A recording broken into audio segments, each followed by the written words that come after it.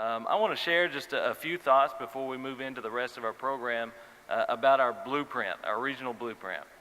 I meet a lot of skeptics, and the work that we do here, you meet a lot of skeptics, and a lot of interviews or conversations I have when you talk about working in Appalachia. For some reason, the first instinct is negative. The first reaction is, you've tried to do it for 60 years, or it's been tried, it can't be done again. And I've noticed that there must be some kind of rule when it comes to social media that skeptics and negative people post 10 to 1 to what positive people post. I think positive people, you read something, you think, oh, that's great, you just think it, you don't type it. But negative people, they read, that's stupid. They just write, that's stupid, and post it. And we deal with a lot of that. I read one last night. I try not to watch it too much because it can get to you. But there was somebody said, SOAR Summit, how many jobs has this show brought to town? And I commented on it. I said, well, last year, a little over 1,600, and we've built a momentum of over 1,100 people that believe in the future of Appalachia. And there wasn't much response after that. But because people who are negative about things, I thought, well, they'd be excited if we created jobs. But no, it's still, it's kind of a thing. But I'm no skeptic. I'm a relentless optimist. And I took this job because I believe in the future of Appalachia. I'm an optimist because of the people that are here today, not because of anything I can do, but of what you can do. I believe in building people up, not tearing them down. And it's something we've all got to commit to do and be a part of. 2.5 years ago when I took the position, my wife asked me when we were considering it, she said, now can I wait? I've thanked a lot of people this morning, but my wife is here somewhere. Where are you at? She's probably up in the nosebleeds. She's my number one supporter and best counsel I got. Give her a hand. Would not, much as I love the governor and congressman, she's my number one, so I appreciate her. Well, she asked me, she said, what are you going to be doing exactly? And I really had no idea, but I said simply this, changing attitudes. And our region needed that desperately at that time. There was a lot of pessimism. We lost a lot of hope. And I think it's incredible that after 4 years, we've moved from, we had over 1,000 people at the first summit in 2013, but we were all just discussing problems. We had open mics, and there was frustration about the way that things were. But we've moved into, 4 years later, over 1,000 people who come together who believe. I think this group here today believes in the future of Appalachia. And to me, that is incredible. It is an incredible thing, and you all deserve all the applause for it. But I thank you for your continued support, not to just SOAR, but to the region. These people come every year because they're dreamers. They share their dreams. They have big ideas. They have big projects. And I've had so many. Last year we did this booth setup, and we thought it was great. You don't find out till you send out the application process for the next year and see if people reapply. And it was booked up this year. We had people on a waiting list. I had people come to me time and time again, that event, I met so-and-so, and now we're doing so-and-so. And I realized when we were planning this last year, I said, the best thing we can do is plan this thing, make it strategic around the blueprint, and get out of the way and let these people do the work that they feel inspired to do. So this is the place where we make big dreams a reality. Now the blueprint is a critical piece of this. Can you imagine if you were building a house and you had electricians, you had a plumber show up, you had the mason there show up, and a carpenter, and there was no blueprint. There was no plan. There was no general contractor. There was nobody saying, first we've got to do this and then that. Or there was nobody scheduling it out. And the electrician just started wiring stuff up. Just like wiring up boxes and lights, and the construction worker just starts building, putting boards together, nailing them together. and no idea where they're headed. I think that's where we were 4 years ago. We had a lot of great people, a lot of talented people that were doing a lot of great work, but we didn't know collectively where we were headed, and I think the blueprint gives us that.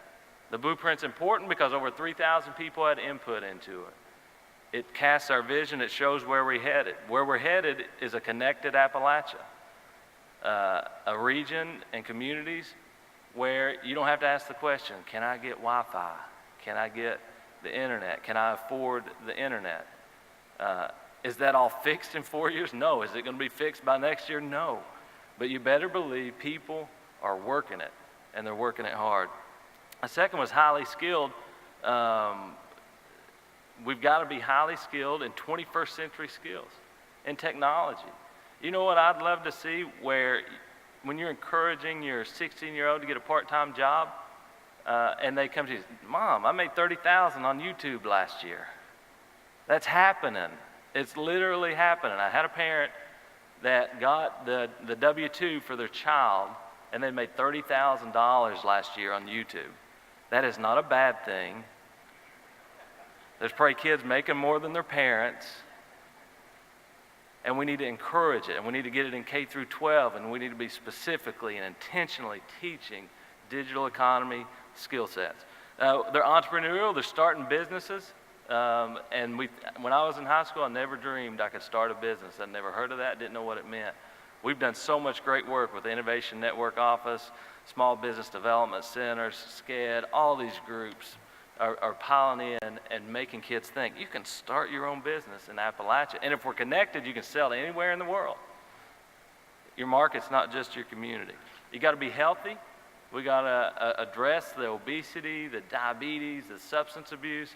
People are doing it. I mean, it's overwhelming.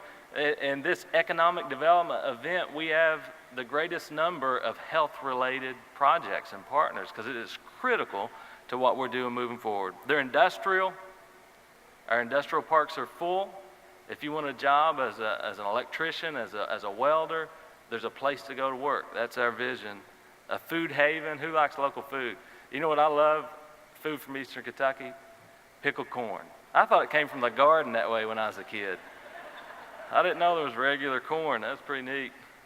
Introduced to that in high school. If you've never had pickled corn, you got to try it. It's incredible.